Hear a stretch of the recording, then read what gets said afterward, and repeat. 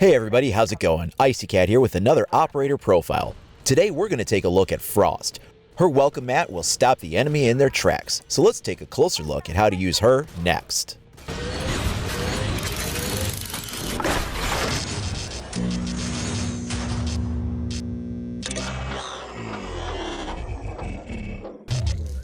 Frost is a defender with the Canadian JTF-2. She's the first female defender in Rainbow Six Siege. Let's take a closer look at her loadout. First up is the Benelli Super 90 shotgun. With decent damage, good accuracy, and a high rate of fire, this is one powerful shotgun. I use it a lot. It might be a pump action shotgun, but it cycles very quickly, so it won't let you down when you need it. Her other alternate primary is the 9mm C1 submachine gun. This post-World War II submachine gun is pretty accurate and has low recoil, but its damage leaves a little bit to be desired. She only has one sidearm selection, and that's the MK1 9mm. It has decent damage and mobility with a fair ammo capacity. Choice of secondary gadgets are going to be the nitro cell and the deployable shield. And while both can have their uses, I'm going to recommend the deployable shield. I'll explain why in a moment. Frost's special ability is the deployment of these welcome mat devices. They're sort of like spring-loaded bear traps with a pressure plate. These things are great to place in any high traffic areas. And when you step on them, you'll go down. You'll have this unique animation that puts you into a down but not out state, leaving you as easy pickings for the enemy team. Now, you're not actually bleeding out or dying, so if a teammate can get to you and revive you, you'll be pulled back up again with their assistance, leaving you with 50 health. Regardless if you're a light armor character or a heavy armor character, it doesn't matter, it doesn't change anything. You'll always have 50 hit points when you get brought back again. As you can see here, when the operator goes down, you just step up to them, revive them, and you essentially assist them in getting the device off their leg and they're back into battle with half their health. One useful trick for deploying the traps is you can actually set them in a cluster of barbed wire, and it'll go in there pretty nicely and help sort of disguise its presence, especially if it's in a shadowy area or a high traffic area and they're not paying attention. Being that the welcome mat is a metal device, I've been asked if you can put an electric charge on it. You cannot. You cannot combine the battery with the welcome mat in any way. But what you can do is first set down some barbed wire, then have Frost put her deployable trap inside of the barbed wire, and then next put your battery on. This will create an electrified field that the trap is within. If you do it out of that order, it doesn't work as well. It tends to have placement issues. But if you do barbed wire, then trap, then battery, you'll have a setup where they'll spring the trap and then fall into the barbed wire, electrifying themselves before anybody can come revive them. The trade-off, of course, is that this is going to be a pretty easy setup to see coming. But if they don't, it'll take them out automatically. Her traps work great for deploying under windowsills. You really can't see them unless you're inverted at the top of the window looking in. Otherwise, coming through a window, you're going to land on one of these things no problem. It's best to set them back just slightly from the edge. That way, when they come through, they won't hop over it.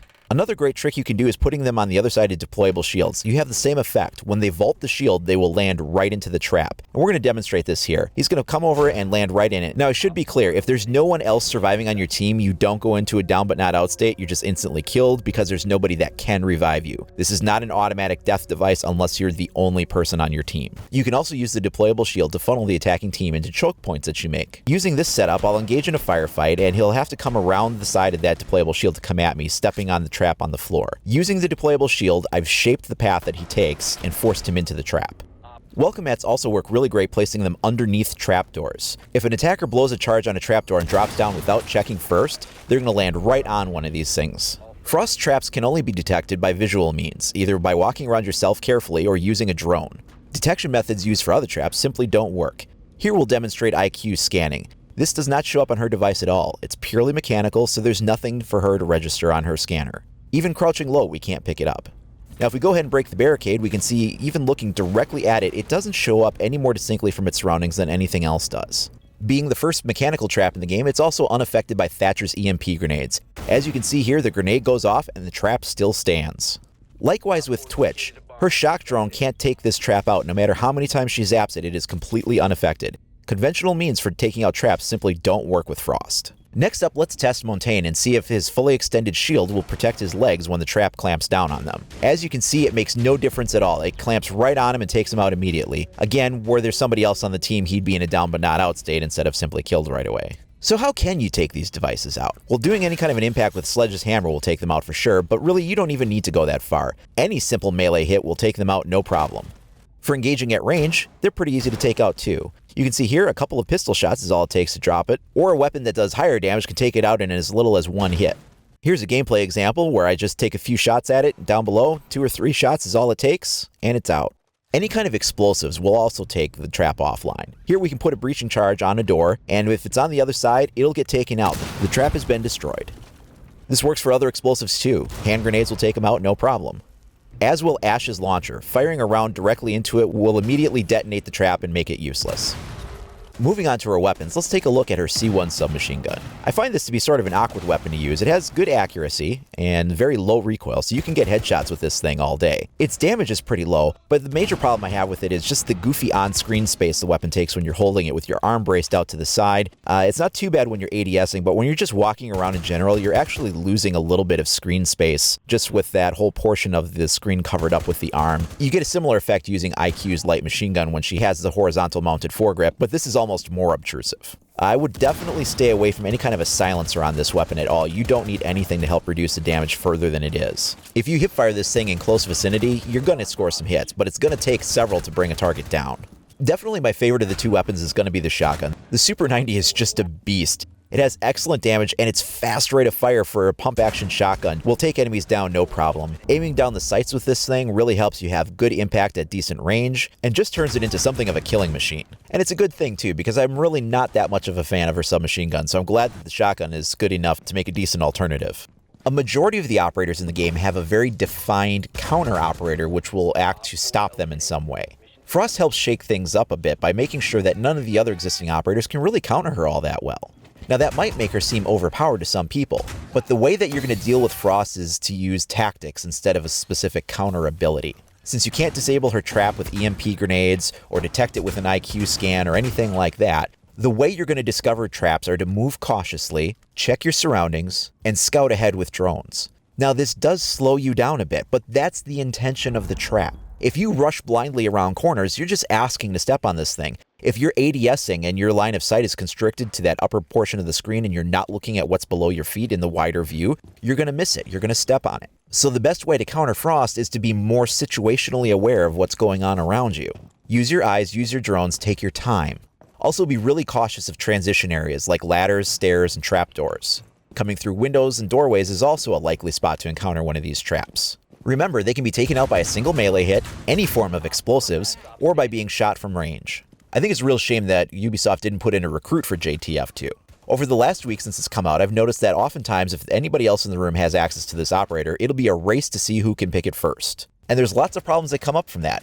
I've seen lots of examples where people will team kill the person that picks Frost or Buck because they're jealous that nobody else got the chance to play with that character. It's really frustrating when someone hogs the operator too, and the same guy picks the new operator over and over and over again, leaving everybody else on the team to not have a chance to play with it. Part of this arises from the fact that all new DLC operators only come with one attacker and one defender, so there's only 2 members for every CTU instead of 4 like the base game. And one way they could have dealt with that at least a little bit would be by allowing a Canadian recruit option. At least this way, a player could get a chance to use those new weapons even if they couldn't gain access to the gadget that somebody else had already chosen.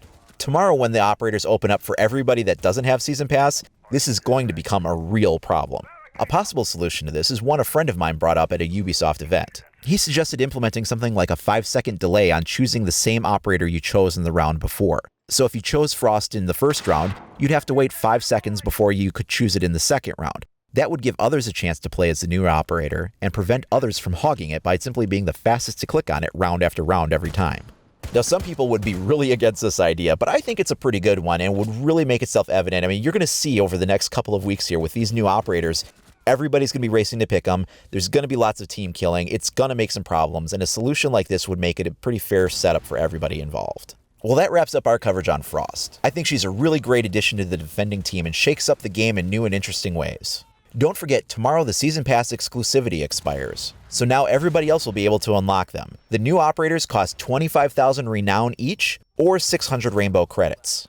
Now, if you don't have either one of those, right now we're doing a giveaway for Rainbow Credit Bronze Packs. These are worth 600 credits and are enough to unlock one of the 2 new operators. Alternatively, you could also use the credits to buy a booster or weapon skin. Entry is easy. All you have to do is either like or follow IcyCat on Facebook or Twitter, and then just send me a private message with your Uplay ID. This ID is how the credits will be added to your account, so I need the Uplay ID, not your email. I'm giving away 4 of these credit packs every video until supplies run out. Later on in the week, I'll also be doing a walkthrough for the yacht map, so be sure to keep an eye out for it. So if you haven't already, please like and subscribe to make sure that you stay up to date on all the latest news, tips, and information for Rainbow Six Siege. Thanks everyone for watching, we'll see you next time.